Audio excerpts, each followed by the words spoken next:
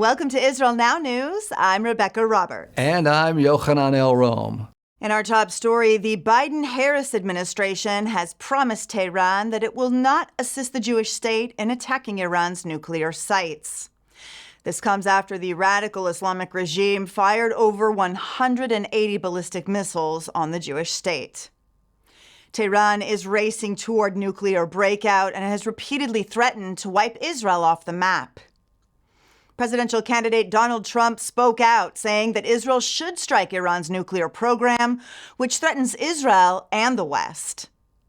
The Biden-Harris administration has repeatedly warned Jerusalem not to attack Iran's rogue nuclear program and has sent assurances to the Ayatollah that it will not assist the Jewish state in doing so.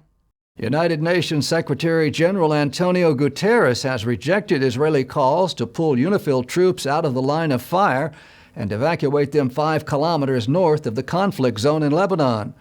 Israeli Prime Minister Benjamin Netanyahu said the IDF has requested the redeployment of the so-called peacekeeping force, but repeated refusals have allowed Hezbollah operatives to use them as human shields.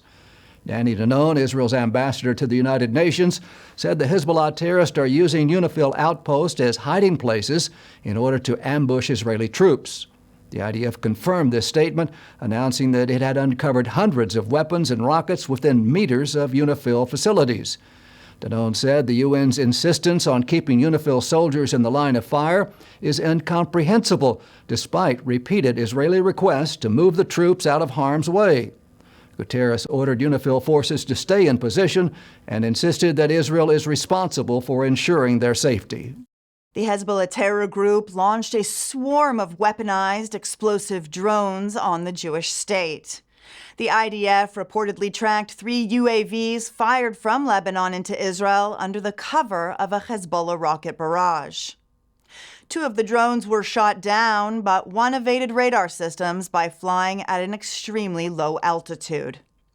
The UAV penetrated deep into central Israel undetected, then fired a missile on an IDF military base. Moments later, the drone exploded in the mess hall of an IDF training facility. The attack was timed to hit the base during dinner to inflict as much carnage as possible. Several soldiers were killed and dozens were wounded in the attack. CBS News is facing charges of anti-Israel bias after an internal memo was published instructing its reporters not to refer to Jerusalem as part of Israel. The journalistic integrity of the news organization has been called into question after the network's senior director of standards told CBS staff not to refer to the Israeli capital as part of the Jewish state. The eastern half of Jerusalem was liberated from Jordan in 1967 and has been hailed as the undivided capital of the Jewish state ever since. In 1995, the U.S. Congress recognized Jerusalem as Israel's capital by passing the Jerusalem Embassy Relocation Act, but no action was taken. That is, until 2017, when former U.S. President Donald Trump took action and moved the American embassy from Tel Aviv to Jerusalem, formally recognizing the Holy City as the Israeli capital. The Pentagon has announced that it is deploying the THAAD missile defense system and 100 American soldiers to Israel. This advanced battery will bolster Israel's air defenses in the face of another Iranian attack on the Jewish state. The THAAD system consists of 6 truck-mounted launchers, 48 interceptors, and communication equipment. Iran's foreign minister warned that the United States is putting the lives of its troops at risk by deploying them to operate the U.S. missile defense system in Israel. The Israel Lands Authority has announced its plans to convert the UNRWA complex in Jerusalem into a housing complex. In May, the Lands Authority notified the United Nations Relief and Works Agency that they must vacate the premises and pay millions of shekels in overdue rent. Dozens of nations cut ties with UNRWA after it was proven that several of its employees participated in the October 7th Hamas attacks on Israel. Most countries have reinstated funding to the corrupt Palestinian aid organization, but Jerusalem is adamant that UNRWA remain barred from the Israeli capital. The Land Authority announced that it plans to demolish the former UNRWA headquarters and build 1,400 apartments in its place. Two American lawmakers have called on Saudi Arabia to establish a peace accord with Israel before this year's end. Senators Lindsey Graham and Richard Blumenthal made a diplomatic push to advance the peace talks. Speaking from Jerusalem, Senator Graham said that the October 7th Hamas massacre in Israel was meant to stop this historic peace accord. He said the Iranians fear an Arab-Israeli reconciliation more than any weapon. He added that if by Christmas we do not have a normalization accord between Israel and Saudi Arabia, Iran will have a strategic victory. Israel's Rafael Defense Systems has unveiled its short-range light-beam laser defense system for ground forces. The defense giant showcased its new laser-based interception system at a defense exhibition in Washington, D.C. The light-beam laser has been integrated into the Trophy multitasking defense platform, which is already in use by Israeli troops. Defense experts say the light beam's operational capabilities have been proven, suggesting that it is effective against drones and possibly mortars. Israel is also preparing to deploy its Iron Beam laser defense system, which will combat the threat of more advanced weapons, including rockets and long-range missiles. IDF soldiers fighting on the front lines against Hamas terrorists have constructed a sukkah in Gaza for the first time since 2005.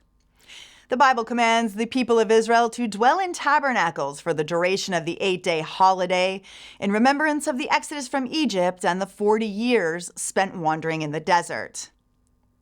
According to the Jewish News Syndicate, the IDF rabbinate has provided portable tabernacles to soldiers, which can easily be erected wherever troops are positioned. It also procured 12,000 sets of the 4 species that Jews are required to take up during the feast so that active duty soldiers can fulfill the biblical commandment. This is the first time that Jews have celebrated Sukkot in Gaza since the expulsion of Jewish communities in the coastal enclave in 2005.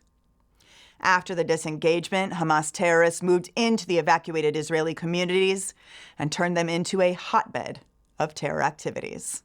The Israel Allies Foundation has published its list of Israel's top 50 allies in honor of the Sukkot holiday. Franklin Graham, the founder of Samaritan's Purse, topped the list for his efforts to help the Jewish state after the October 7th Hamas massacre.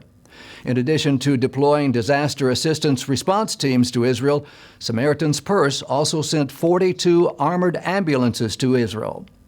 The prestigious list also included Joni Lamb, this year's recipient of the Israel Allies Award. Joni co-founded the Daystar Network with her late husband Marcus. Daystar provides vital advocacy and financial support to the Jewish state. The Israel Allies Foundation released a statement saying that this year, the significance of Israel's top allies has been magnified in light of the tragic events of October 7th. It said, "This day, the worst moment in Jewish history since the Holocaust, underscored the urgent need for unwavering support and solidarity with Israel. In this context, the voices of our Christian allies are especially crucial in an age where misinformation and hostility can obscure the truth. Their platforms amplify the message of solidarity and support for the Jewish state." The International Christian Embassy Jerusalem hosted the Feast of Tabernacles in fulfillment of Zechariah's prophecy that envisions a time when all nations will gather in the holy city to celebrate Sukkot. The Feast of Tabernacles has become the State of Israel's largest annual Christian tourist event, when tens of thousands of Christians flood the holy city to pray and show support for the Jewish state. Opening ceremonies were held at the Gaza border to comfort the communities that were destroyed by Hamas terrorists on October 7th, 2023. Dr. Jürgen Buehler, the president of the International Christian Embassy Jerusalem, said the ICEJ represents Christians from over 100 nations who believe that standing with Israel is of paramount importance. The High Holy Days will conclude on Thursday with the celebration of Simchat Torah, which means rejoicing with the Torah. This holiday marks the end of the annual cycle of weekly Bible readings and the beginning of a new one. Simchat Torah falls at the end of Sukkot and is marked by singing, dancing, and praising God for the 5 books of Moses. Many observe the tradition by participating in all-night study sessions. Jews read the final passages of Deuteronomy and then roll the scrolls back and immediately read the first passages of Genesis. This act is meant to signify the eternal nature of the Torah. Simchat Torah also marks the Hebrew date of the Hamas massacre and a hope that this new year will be one of peace and God's blessings.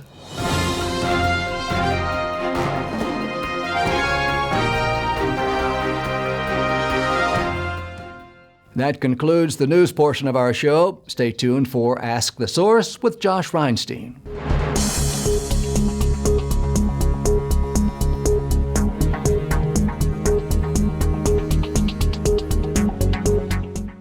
Hello and welcome to Ask the Source. I'm your host, Josh Reinstein, and we're here in our beautiful studio in Jerusalem. My guest today is Naomi Weiser. She's the mother of the heroic fallen soldier, Staff Sergeant Roey Weiser. Naomi, thank you for being on the show. Thank you for having me. Tell our viewers a little about Roey. Roey was a very active child, always a challenge, always exploring, always looking to see what's, beyond the next hill, we'll call it. But he was also a kind of kid that had a lot of friends, but cared a lot about the other children, took care of his friends. If you were his friend, he took care of you. Happy kid. He grew up in Efrat. He learned there as well. Until he graduated from high school, and then he went to the pre-army program at Atzmona down south, where he learned to meet other people from outside of our neighborhood, and he grew stronger mentally and physically and got himself ready for the army. This week is coming up is Simchat Torah. It's the one-year Hebrew anniversary of the massacre on October 7th, or Simchat Torah. Roey fell heroically fighting to defend his country. Tell us a little about what happened. Okay, well, Roey was stationed as a staff sergeant on a base called Erez Crossing, where it was a border where there was crossing between Gaza for supplies and people to pass through, and he was stationed there.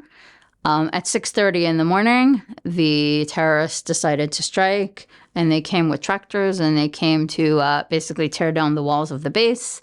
Roey and his soldiers, he was second in command on the base on that day. They heard what was going on. They got themselves ready. They got into their army gear, and they got ready for a battle. The base had two entrances, the front entrance and the back entrance. So the commanding officer took a bunch of soldiers and went to the front entrance to fight.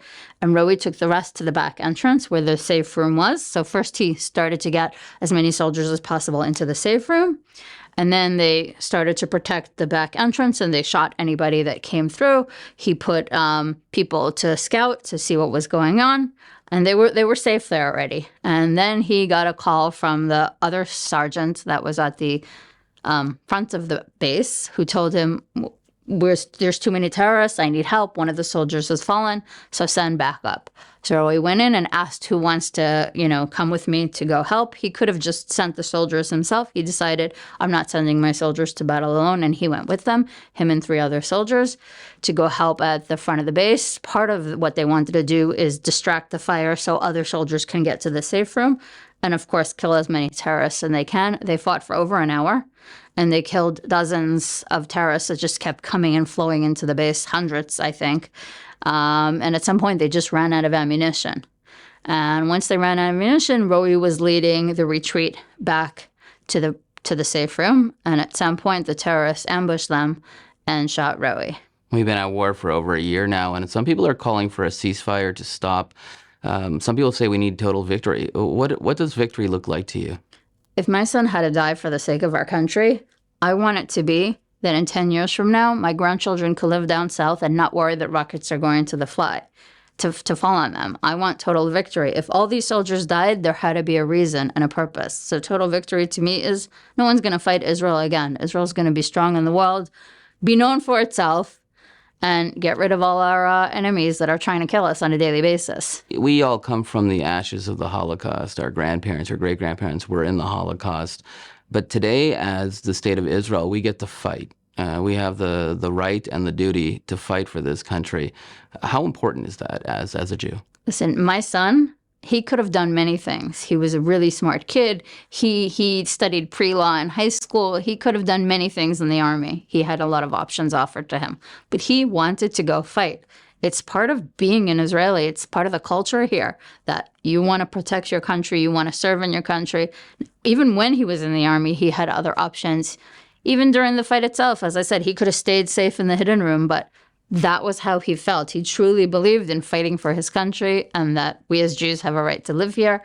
And we don't have any other state. You know, the Arabs have many, many states all around the world, and this is all we have. So it's our duty to fight for it. Our former Prime Minister, David Ben-Gurion, once said that if you don't believe in miracles in Israel, you're not realistic. We see God's hand in everything. Paying the ultimate price, losing your son in battle. How has this affected your faith?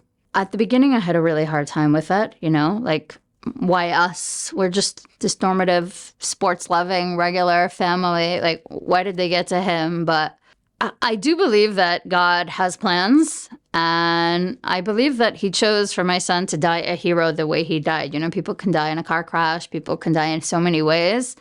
And I do believe there's meaning. He died a hero. He died the way he lived, protecting other people, helping other people. I also believe that this whole country is based on miracles. The fact that Roey and his soldiers did the battle that they did, they basically prevented all those terrorists from going into neighborhoods like Ashkelon and Ashdod and those cities. And that's a miracle within itself. A bunch of 3, 4, 5 soldiers killed hundreds of terrorists and stopped them from slaughtering many, many families. So I think that's another miracle. I don't think we could survive without those. Naomi, there are literally tens of millions of people watching this show. What message do you have for our viewing audience? First of all, I think it's very important for people to understand what's going on in Israel, what happened on that Simchat Torah day, that dozens and hundreds of people and mothers and babies and children were slaughtered in their houses, and that this is our fight, but we need the world to fight with us, and we need your support, and we want this to be the last war. We need to win this war, and we want it to be the last one so that no child ever has to worry about being murdered in their house or having bombs thrown at them. Naomi, thank you for being on the show, and thank you for tuning in to Ask the Source. I'm your host, Josh Reinstein. Now back to the studio.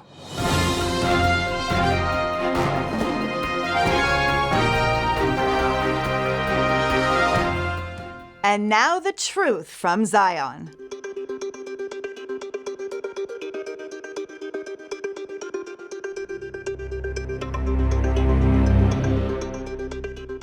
Israel is in the midst of a third Lebanon war. The situation between Israel and Lebanon has been shaped by historical conflicts, ongoing security incidents, and the influence of terror sponsors like Iran. The relationship between Israel and Lebanon has been marked by 2 major wars, the 1982 Lebanon War and the 2006 Lebanon War, often referred to as the Second Lebanon War. These conflicts were primarily between Israel and Hezbollah.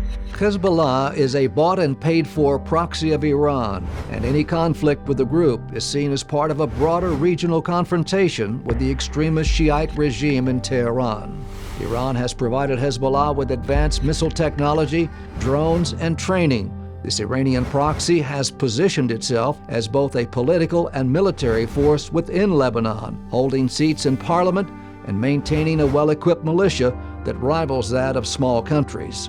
The Second Lebanon War was sparked by a Hezbollah cross-border raid which resulted in the capture of 2 Israeli soldiers. It lasted 34 days. While Hezbollah sustained significant losses, Israel did not achieve its broader strategic goal of dismantling Hezbollah's military infrastructure. Since then, the 2 sides have maintained an uneasy ceasefire, punctuated by occasional flare-ups of violence. On October 7, 2023, Iranian-backed Hamas terrorists launched a coordinated attack against Israel, the only Jewish state in the world. These demonic gunmen slaughtered 1,200 people. Some of them were sadistically raped before being murdered. The assault, which took place in several Israeli communities bordering Gaza, also resulted in the kidnapping of more than 250 men, women, children, and even babies who were forcibly taken to the terrorist-run enclave. We must free our hostages and uproot Hamas if there is going to be an end to the conflict. On October 8, 2023, just 1 day later, Hezbollah began firing rockets and artillery shells into northern Israel. Over 12,400 projectiles have rained down on Israel, killing 52 people, including 27 civilians. The danger posed by the constant bombardment caused more than 90,000 Israelis to leave their homes to seek shelter elsewhere in the country. Entire cities, towns, and kibbutzim have been evacuated. Thousands of acres of agricultural fields have been burned and hundreds of homes and businesses have been damaged or destroyed. Hezbollah cannot and must not be allowed to continue to attack Israel. The displaced Israeli citizens must be able to return to their homes safely. On September 17th and 18th, 2024, a brilliant series of coordinated attacks were carried out against Hezbollah. The first day, the handheld pagers used by the terrorist operatives simultaneously exploded. The second day, their walkie-talkies exploded as well. A number of senior Hezbollah terrorists were killed and over 3,000 injured. Israel then began targeted aerial bombing within Lebanon. The Israeli warplanes targeted Hezbollah weapons storage facilities, fighters, and its commanders, such as the leadership of the Radwan forces. The highly trained Radwan unit is specifically tasked with attacks inside Israel. Hezbollah had amassed over 150,000 missiles and rockets prior to the start of the war. It is estimated that the majority of them have been destroyed. A precise attack on the Hezbollah headquarters in Beirut on September 27, 2024, eliminated the terrorist group's leader, Hassan Nasrallah, the terror boss responsible for thousands of U.S., French, and Israeli deaths. Then on October 1st, 2024, the Third Lebanon War officially began, with Israeli ground troops crossing the Lebanese border.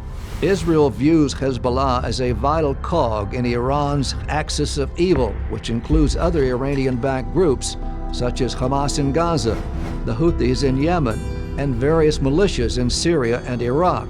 Israel's broader strategy in the region includes efforts to disrupt the flow of weapons from Iran to these proxies. Lebanon has been in a state of economic and political collapse, exacerbated by widespread corruption, sectarian divisions, and the devastating Beirut seaport explosion in 2020. War with Israel will likely plunge Lebanon further into chaos. Israel's strategy will likely focus on overwhelming Hezbollah's military capabilities quickly and decisively. Israeli officials have stated that they will not tolerate attacks from Lebanon and will do whatever is needed to remove Hezbollah as a security threat once and for all.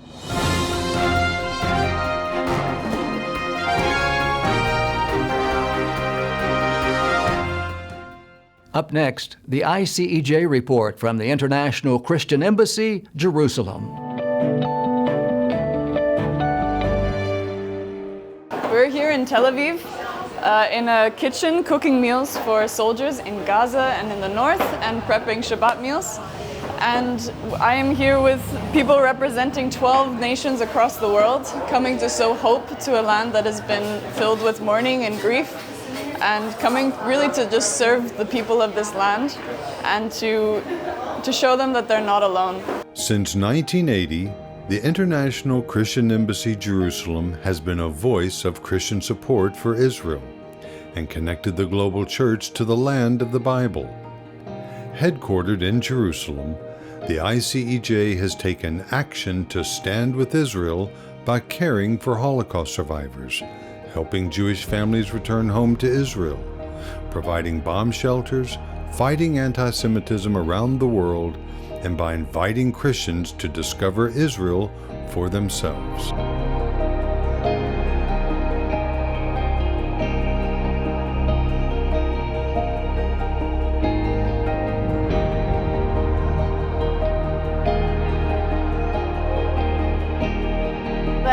And right after October the 7th, as a believer, it broke my heart. I decided to come on this tour because I know it's hard for Israel to be in this war, and I know God wants to help His people, and I will be a part of that. I will give help and comfort in a practical way.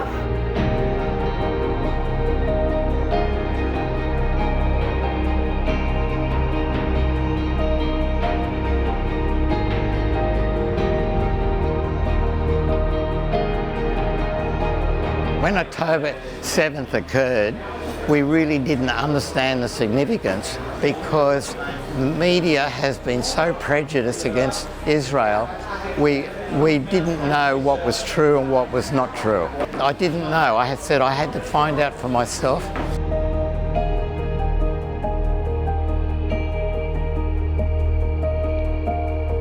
As Christians, we are a part of Israel. Israel has got to be supported by Christians around every country in the world.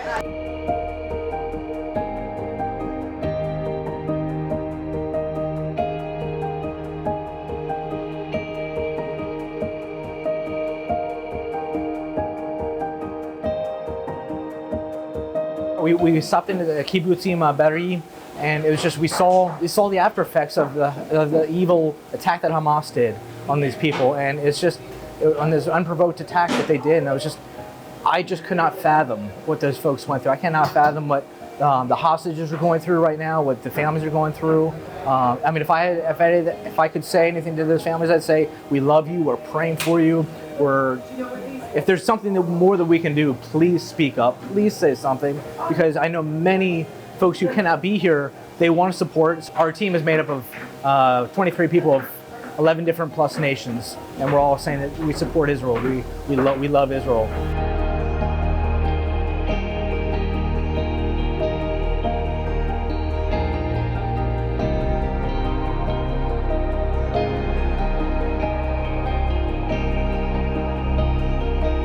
After Hamas brutally attacked Israel on October the 7th, 2023, the ICEJ has been actively standing with Israel and her people through advocacy and urgently needed aid projects. Now is the time for Christians to turn their love for Israel and the Jewish people into real action as never before.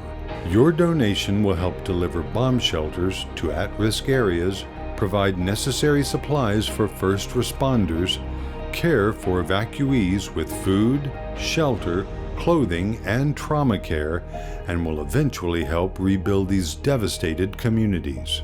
Visit ICEJUSA.tv to donate online or call 1-800-910-6355 and give your generous gift today.